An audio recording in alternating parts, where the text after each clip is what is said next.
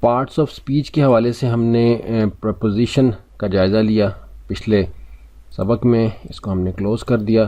اب کنجیکشن اور انٹرجیکشن کو ہم ایک ساتھ کور کر لیتے ہیں۔ بہت زیادہ ان پر توجہ دینے کی ضرورت نہیں، کیونکہ ان کے استعمال پر اگر زیادہ غور کریں گے تو کنفیوژن بڑھ سکتا ہے، ان پر زیادہ وقت ہم نہیں لگائیں گے۔ Conjunction, conjunction is a word that joins two or more words اور phrases، جیسا کہ ہم نے پریپوزیشن میں ذکر کیا تھا۔ Also think of them as gluing words, اس کے بارے میں بھی آپ ویسے ہی سمجھ سکتے ہیں جیسا کہ گلوئنگ ورڈ ہے، جوڑنے والا لفظ ہے۔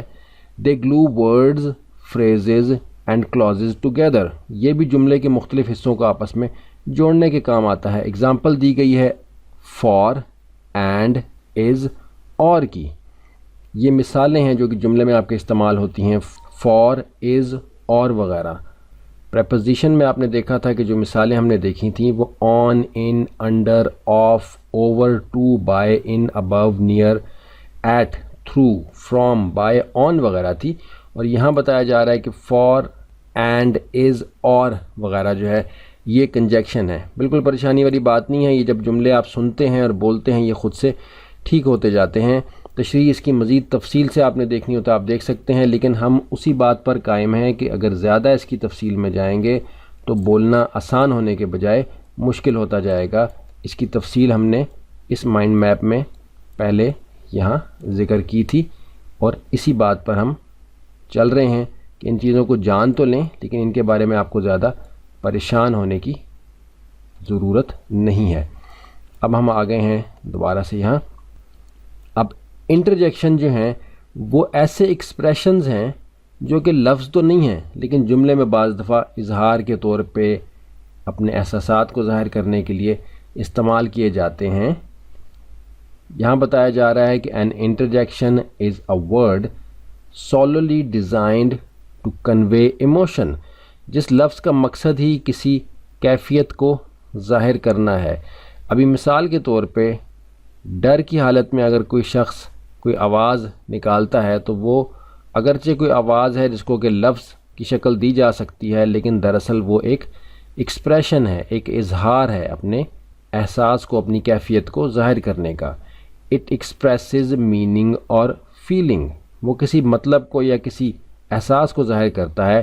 It does not relate grammatically to the other parts of the sentence, وہ گرامیٹکلی یعنی گرامر کے اصولوں کے مطابق جملے کے دوسرے حصوں سے، دوسرے الفاظ سے مطابقت نہیں رکھتا، وہ ایک الگ سے لفظ ہوتا ہے جو کہ احساس کو ظاہر کرتا ہے۔ مثال کے طور پہ او ہو کا لفظ، کہ او ہو یہ کیا ہو گیا، اب جو او ہو ہے یہ انٹرجیکشن ہے، تو آپ سوچیں گے کہ یہ اتنی غیر اہم چیز پارٹس آف سپیچ کا حصہ کیوں ہے؟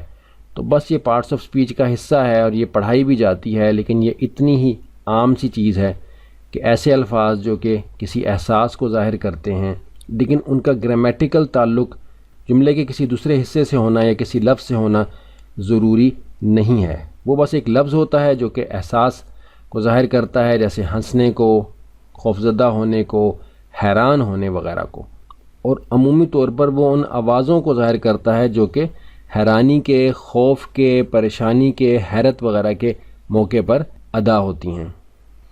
تو یہ ہمارے پارٹس آف سپیچ یہاں مکمل ہو گئے ہیں۔ ان ساروں کو ہم کلوز کر کے ایک بار پھر دیکھ لیتے ہیں۔ یہ ہمارے 8 پارٹس آف سپیچ تھے، فرداً ہم نے دیکھے ہیں اور بار بار اس بات کو دہرایا ہے، ان کو جاننا ہے لیکن ان کے بارے میں پریشان نہیں ہونا۔ ناؤن، ورب، ایڈجیکٹو، ایڈورب، پروناؤن، پریپوزیشن، کنجیکشن، انٹرجیکشن، یہ سارے ہمارے کور ہو گئے ہیں۔ اب آگے مختصر سی ہم بات کریں گے ٹینسز کے اوپر، جس کے بارے میں پہلے ہم نے کچھ اشارہ دیا تھا کہ ورب کے مائنڈ میپ میں آپ نے دیکھا تھا کہ یہاں ایک کنیکشن جا رہا ہے، اور انٹرجیکشن میں بھی ایک کنیکشن آپ دیکھ رہے ہیں کہ یہاں سے جا رہے ہیں، اور یہ دونوں کنیکشن آگے جا کے ہمارے جڑ رہے ہیں ٹینسز کے پاسٹ، پریزنٹ اور فیوچر کے ساتھ۔ اب آگے چل کے ہم ٹینسز کے بارے میں معلومات حاصل کرتے ہیں، لیکن بالکل پریشانی والی بات نہیں ہے، بہت آسان ہے۔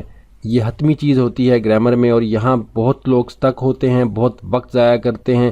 ہم کوشش کریں گے کہ آپ کو یہ چیز بہت آسان کر کے سمجھا دی جائے انشاءاللہ۔